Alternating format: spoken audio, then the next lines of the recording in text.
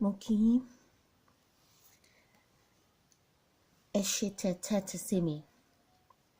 A kú ìgbà yìí o, èmi tí yín ní tòótọ́, àìtàlẹ̀, abiyamọ. Ẹ káàbọ̀ sí abala DIY parenting tools.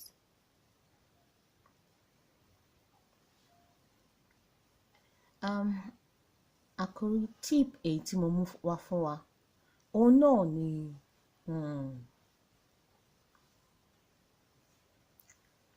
ìtọ́jú ara ẹni, àmójútó ara ẹni. Gẹ́gẹ́ bí òbí, ẹ ní láti wá àyè láti tọ́jú ara yín.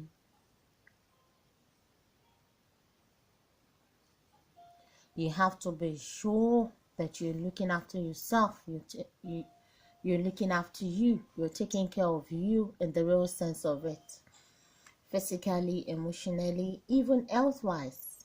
Ẹ ní láti rí pé ẹ ń sùn déédéé, ẹ ń sùn lásìkò, ẹ ń jẹun lásìkò. Tó bá jẹ́ pé ẹ wà on medication or ẹ láwọn vitamins tẹ́ ẹ ń lò lásìkò.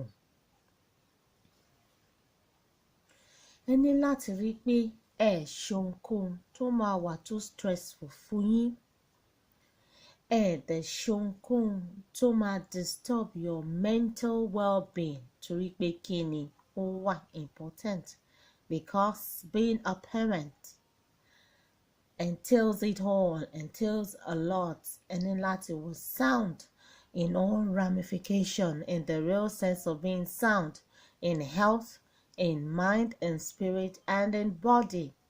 But ẹ ara náà máa ń béèrè, so ìwọ̀ntúnwọ̀nsì, ẹ jẹ́ ká create time for ara wa. That is you loving you. That is you taking care of you. That is you looking out for you. So mo fẹ́ rọ̀ wá, I need láti find the time for ara wa so that a máa lè recharge. Battery level wa tó full dáadáa, because there's a limit to what you can do. There's a limit to what you can take, especially putting into consideration the stress, the pressure wà ńbẹ̀, stress wà ńbẹ̀, oríṣiríṣi deadlines to meet, and even the weather.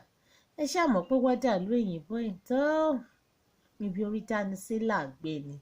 Irrespective of the weather, summertime, springtime, autumn, winter, a ní láti rí pé a tọ́jú ara wa. Ẹ má jẹ́ ká fira wa sílẹ̀ as a last. Tá bá ti ń tọ́jú àwọn ọmọ, ẹ jẹ́ ká máa mójútó ara wa. Ẹ jẹ́ ká máa fúnra wa ní ìtọ́jú.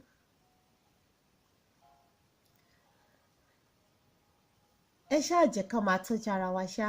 Ẹ mọ irú nǹkan bẹ́ẹ̀ yẹn. Ẹ máa lọ fún regular check-up. Ẹ mọ̀, Ọlọ́run má jẹ́ ká rí kò ṣe dáadáa. Ẹ má jẹ́ ká dúró dìgbà tó máa wá dé emergency check-up regularly. Like, ẹ má jẹ́ ká máa lo self-medication. Tẹ́ bá ní any pain, torí ẹ̀ làwọn doctors ṣe wà, iṣẹ́ tiwọn nìyẹn. Owó tí wọ́n ní. Ẹ jẹ́ ká mójútó ara wa.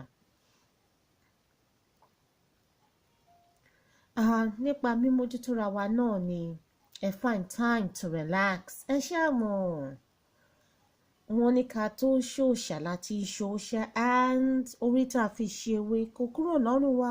After all, ká tó di ìyá somebody, bàbá somebody, irrespective of whether you are a couple parents or lone parents, a ṣáà ní àwọn nǹkan kọ̀ọ̀kan tí a máa ń ṣe tó máa ń dùn wá nínú, tó máa ń relax wa.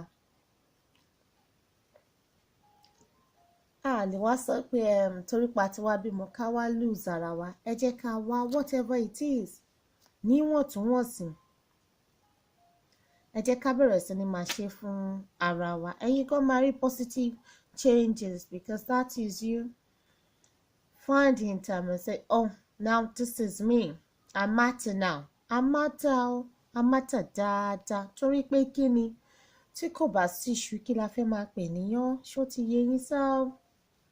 Ìtọ́jú tó péye a ní láti fún ara wa. A lè lọ bí 10, 20, 30 minutes a day.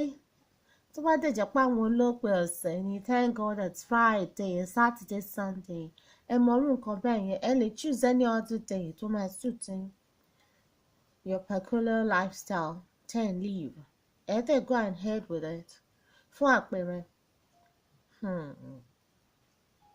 ó lè jẹ́ exercise ní ẹ mọ̀, ó lè jẹ́ healthy lifestyle ni, ẹ ṣáà mọ irú nǹkan bẹ́ẹ̀ yẹn, oúnjẹ tó dáa, oúnjẹ afúnilókun, oúnjẹ amáradán, oúnjẹ amárale kòkòkò bí ọ̀tá, ẹ mọ irú nǹkan bẹ́ẹ̀ yẹn. Ó lè jẹ́ music, ó lè jẹ́ reading, ó lè jẹ́ watching football, ó lè jẹ́ movies, ó lè jẹ́ just walking, ó lè jẹ́ ẹ mọ̀, ó máa ń súnyàn kéèyàn ṣáà wà nílé pẹ̀lú àwọn ọmọ, ẹ mọ irú nǹkan bẹ́ẹ̀ yẹn. Wo cartoon, orí máa ń fẹ́ yí gbà mí, bóyá kẹ́ tiẹ̀ ṣeré lọ sílé ọ̀rẹ́, bóyá kẹ́ báyàn sọ̀rọ̀ lórí fóònù, whatever floats your boat, ẹ mọ irú nǹkan bẹ́ẹ̀ yẹn. Well, oníkù ló mọ̀ọ́kà, ọ̀dọ̀ yín ni kò wà, so tẹ́ bá yó ẹ máa mọ̀, ẹ̀yin lẹ mọ nǹkan tó lè múnú yín dùn. Àwọn nǹkan míì kan tẹ́ tiẹ̀ ti gbàgbé, mo fẹ́ kẹ́ bá mi rántí wọn. Ní àwọn nǹkan tó máa múnú yín dùn, tí ò ní pa àkókò àti attention tẹ́ ẹ̀ fúnlé, tí kò ní pa lára, tó dẹ̀ máa jẹ́ nǹkan tó jẹ́ pé kò kí ń ṣe one off o, ẹ máa ṣe lóòrèkóòrè, ẹ máa ní láti wà consistent with it. Torí pé kí ìdùnnú yín, ìbàlẹ̀ ọkàn yín àti healthy state yín ó ṣe pàtàkì, o. Olókùnrin ò lè ṣòbí o, Ọlọ́run má jẹ́ ká rí kò ṣe dáadáa, ẹ ṣáà mọ irú nǹkan bẹ́ẹ̀ yẹn sá.